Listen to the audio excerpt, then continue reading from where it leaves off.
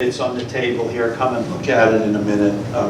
We'll take a break. Okay, so what I mean by planning, I think this is more, again, this is your professional staff, your administration, but you know, for most of you, I saw who was coming to this. You are larger institutions, whether it's Columbia or RPI or Syracuse, and then the state, SUNY, and the archive. So you must do planning. You must have written standard procedures and so forth, and you know that. Come on, these big organizations, we can call it bureaucracy, whatever. I think it's necessary. You can't not do it. It's the modern world. But yes, you're going to do planning and have procedures and policies, and part of that is just staff turnover. If you don't, and I'm old, so I've seen this in the manufacturing companies I deal with, I can't stand it. I train people, I tell them what they need to do. They don't write things down. Now we've got new people coming in and it's, oh, we're reinventing the wheel, you know? It's ridiculous. If we had better procedures and policies, you go to the books and you read them.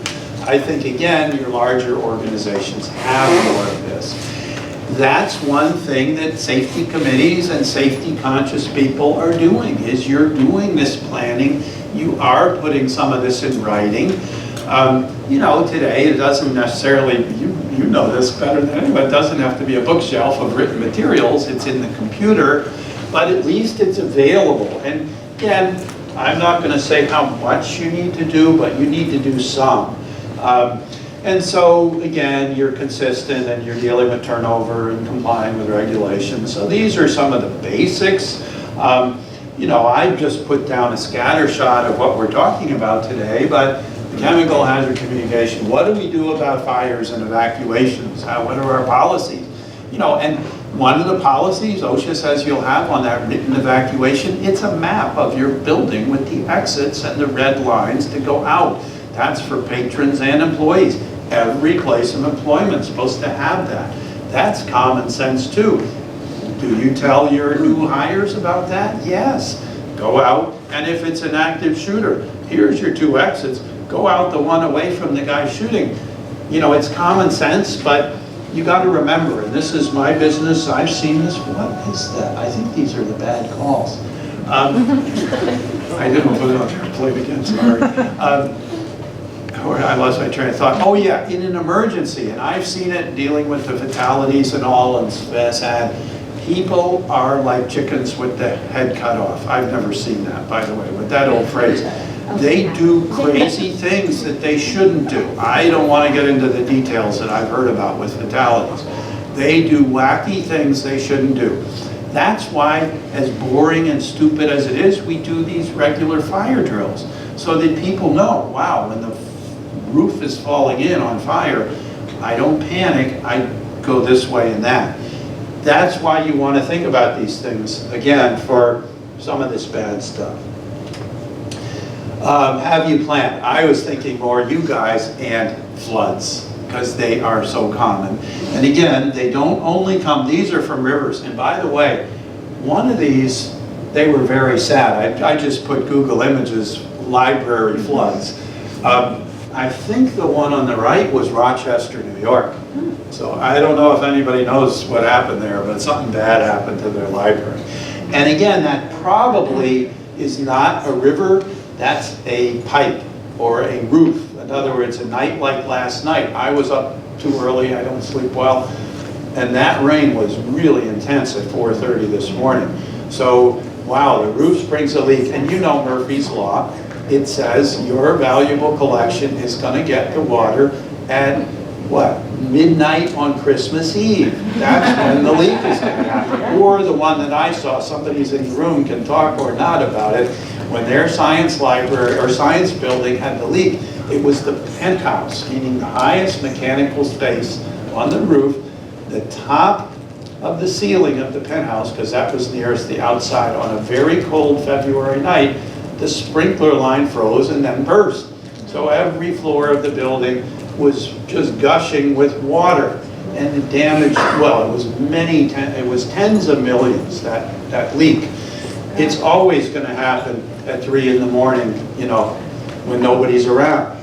So you need to plan for this, or at least think about it and say, what am I going to do? How am I going to prevent this? Yes? We had a power outage once at the Culture Education Center, and when the power came back on, the pumps on the roof didn't come back on. So, you know, it was just one of those weird things where... So you have pumps to keep water off the roof, like the rain? Ooh, yeah. That's awful. So they didn't reset? They didn't reset. Yeah, right. And it's always going to be during the rain, biggest rain. It's on the weekends. Yeah, and that's when the power fails during these storms. Yeah, that's Yeah. what happened. I had a blackout last night at my house. I was surprised because it wasn't windy. I live in Bethlehem, Del Mar. It was windy. But it only lasted 5 seconds. But that means I was certainly wanting to be here for Karen. I had to go reset all those clocks and mark. Such a pain in the neck. Okay, so this is sad. We all agree we don't want to see this. It's all libraries. So planning, we need input from employees.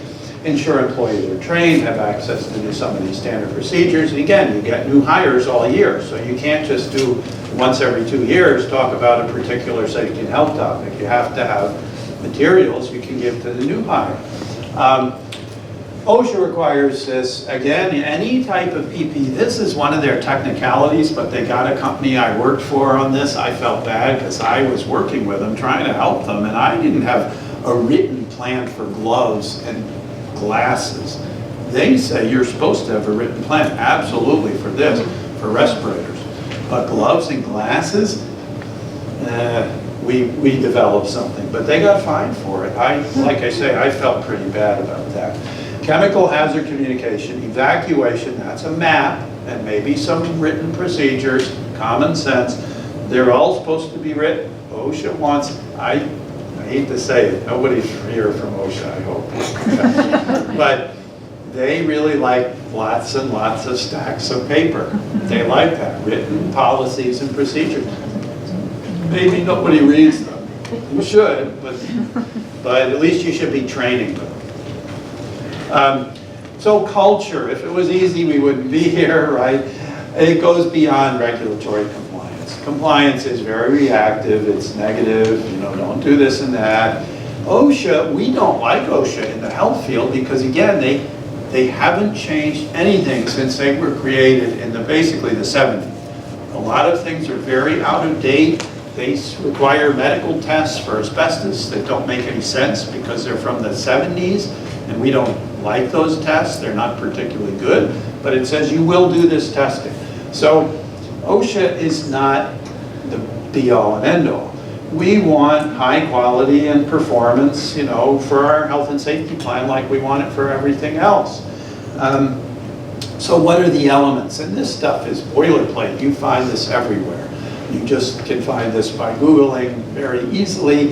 What are the elements? Everybody has slightly different, but these are it. So the top, and I'll emphasize this now for the next few minutes a lot, if your top managers aren't committed, it's hopeless because they control the money, they control the time to some extent. If you can't do training, I've said it, what, 20 times already, you can't train your people, you don't have a good safety culture or safety and health performance.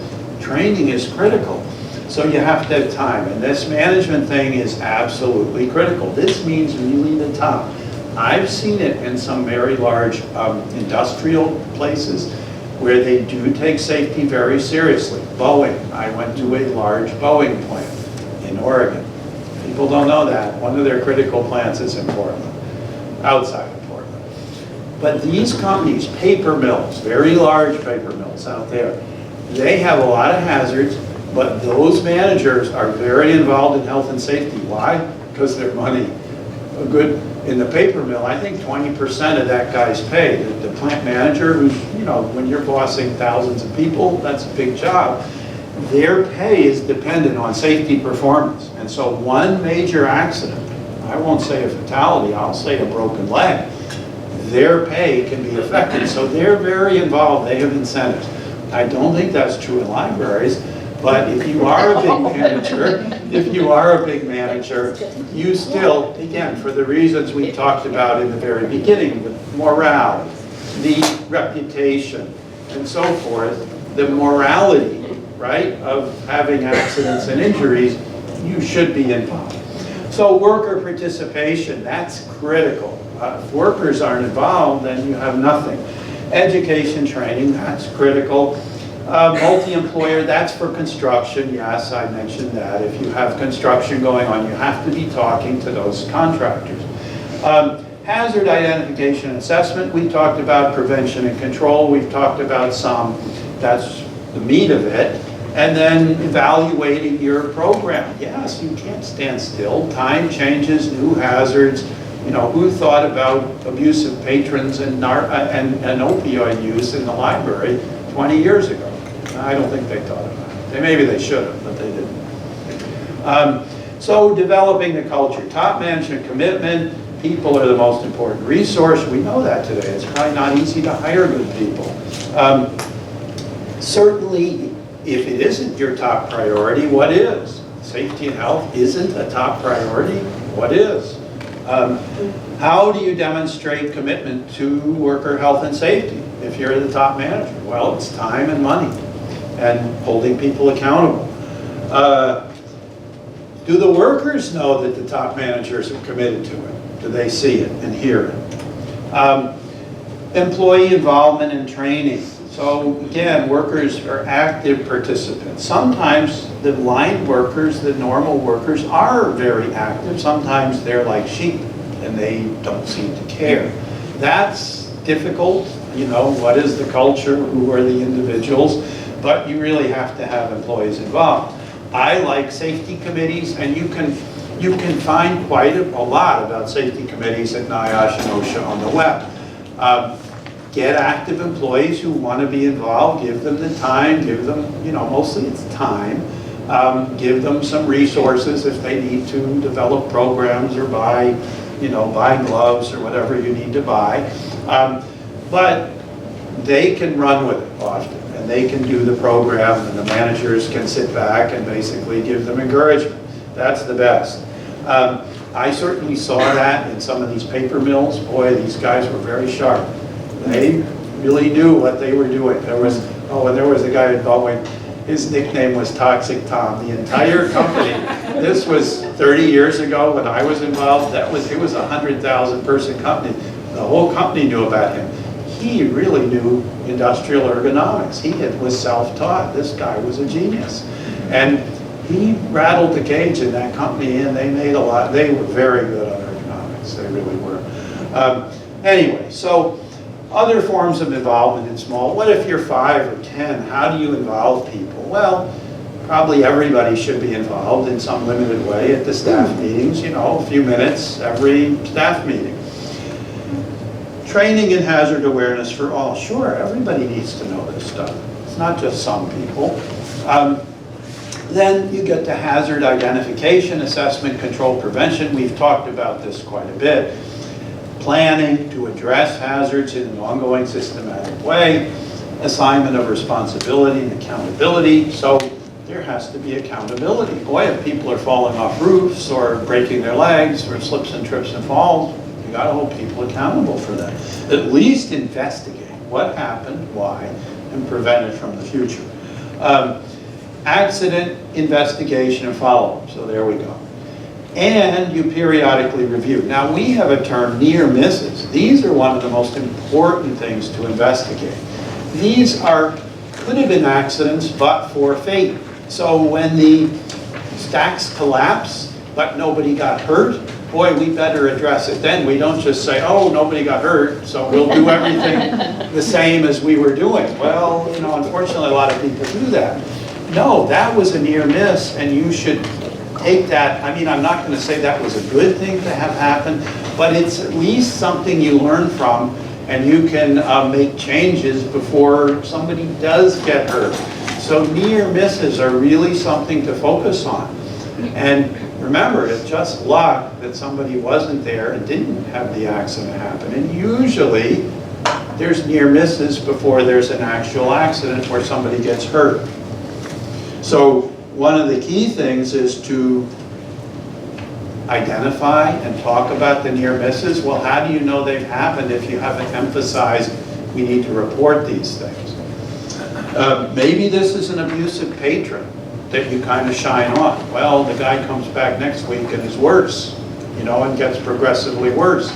These are the kind of things I'm talking about. Essentials, management commitment. You have to develop, sign off on the policy, appropriate funds and resources, expect cooperation of the whole workforce, right? We have the people, there are always a few out there that want nothing to do with this and are difficult and uncooperative. They need to be held in account, we think, and at least the safety stuff, you know, because somebody's going to get hurt if they keep going the way they're doing. Maybe not so much in a library as in an industrial site, but again, it's accountability. Assigning lead roles to people who make things happen. Well, you know who your personalities are. Holding managers or supervisors accountable. Those are bigger organizations. Setting goals. So does anyone say we'll accept one broken leg a year? No. They used to say this when they built these bridges and dams. You've heard about it. You know, they lost 30 people building the Hoover Dam, and that was accepted in 1933. You know why? Because people were cheap, and they called them hands. You just bought hands. You didn't care about here and here. So that's not acceptable today. I will take a very high-profile New York project, the Como Bridge. I call it the Tappan Zee. I'm from down there. And they did build a $4 billion bridge over 4 or 5 years. They didn't lose one person. Some people were killed on barges, but that had nothing to do with the bridge, the construction. That was merchant mariners issues. They didn't lose one construction worker. Well, they put a lot of effort and money into that, and their goal was 0. They didn't say, we're going to lose 1 person per mile on this bridge, or 1 person per year. And, you know, all the old bridges, that's what happened. They lost lots of people. So that's good, and you do want to set 0 goals, and how do you get there realistically? And again, they put I'm sure it definitely costs more to not lose somebody building the bridge, but today it's not acceptable. Tracking results, reporting accomplishments. Employees, again, I like safety committees where you have workers and managers regularly meeting to talk about the situation. Depends, you know, a 5-person county library is not going to have that, but you talk about it in staff meetings. Bigger organizations, you will. It's a good way to focus on safety. Okay, so we want to report real or alleged problems, formally and informally. We can do surveys, what is going on out there. OSHA has lots of information. Here's one from my old employer called Oregon OSHA. They have a whole book on safety committees and meetings and how to do this right. So no, it's not always federal OSHA when you Google this stuff. Maybe it'll be a state OSHA or a university. Universities get money from federal OSHA to develop all kinds of training and programs. So often it's University of Texas or University of California that has a nice training PowerPoint, whatever. But that's fine, it's all the same. Employee involvement. You need to train the employees so they can be productive safety committee members, and you need to train everybody, at least in the basics. So they need to be aware of controls, processes. Ergonomics, you need to do basic ergonomic training. I think computer and maybe manual material handling, you can find this on the web. So people stay safe. Line employees at least need hazard awareness training for scope of duties. Planning. It's wide-ranging, many regulations, so you need to do some systematic planning, as I said. It's not hard in the library. It's a lot harder in a paper mill.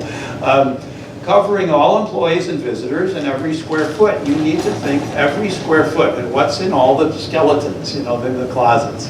What do we have in the janitor's closets? What's down in the basement? What's in the room where we have the gasoline and the snow blowers and the lawnmowers? What's going on in there? What are the, you know, again, if they're your employees. I'm sure most libraries do their own lawn cutting and snow blowing, right? And if you're Union or Columbia or RPI or SUNY, you don't have to worry about it. There's a grounds crew, they have nothing to do with you. But again, it depends on your organization. You should think about every square foot though. I always like to go on the roof, the basement, all these nooks and crannies. What's going on here? What are the issues?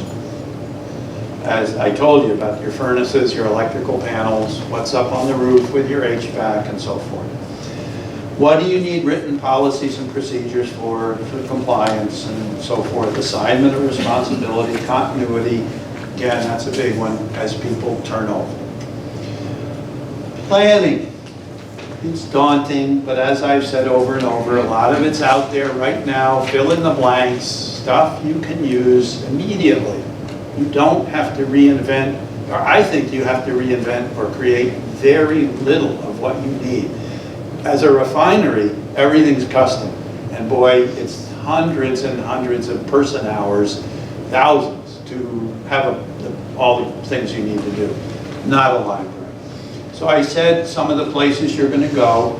The only problem with Ocean Nyash and some of these is they're so big, there's so much there, to find it all.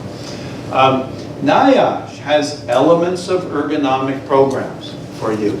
So you can download it or print it out or just read it on the web. They tend to repeat themselves a lot. I read it on the web.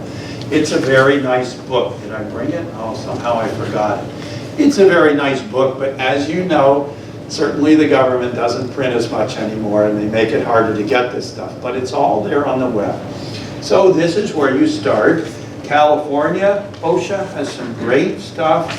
Ergo guidelines for manual materials handling. So I said to you, if you want to do a brief training about principles of back protection and how to lift boxes, this is what we're talking about.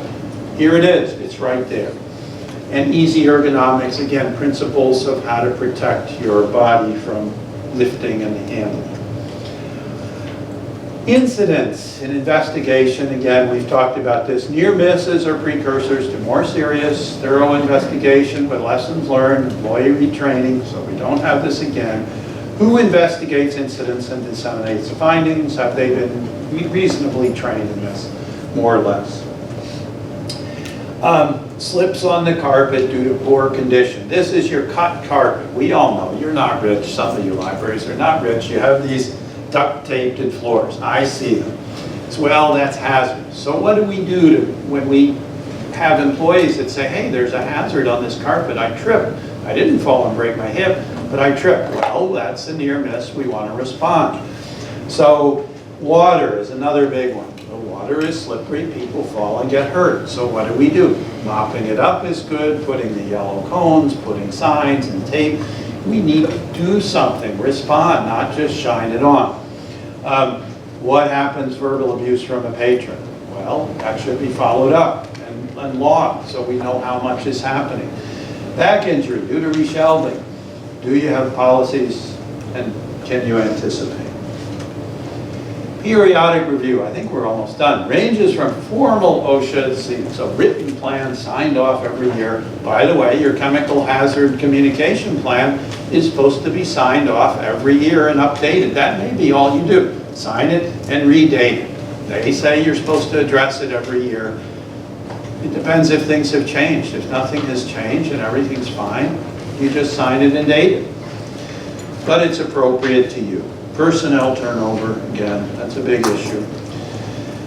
I always say if you think you have a great place and nobody's going to get hurt and it's safe as heck, that just means sooner or later something bad's going to happen. So it's going to be a heart attack among a patron or a staff, or somebody's going to trip, or. So just because everything's been great and it's a very safe and nice place to work doesn't mean that's going to continue. Maybe there's going to be a fire due to some electrical fault. And maybe it won't be at night. Maybe it's when people are there. So you really want to never get complacent because that's dangerous. The better things have been, the more likely something's going to happen. And you got to maintain, I'm calling it focus and urgency, but it's just you can't get complacent. You have to remember, that's the way life is. That pipe is just rusting every day, waiting to burst all over your beautiful collections.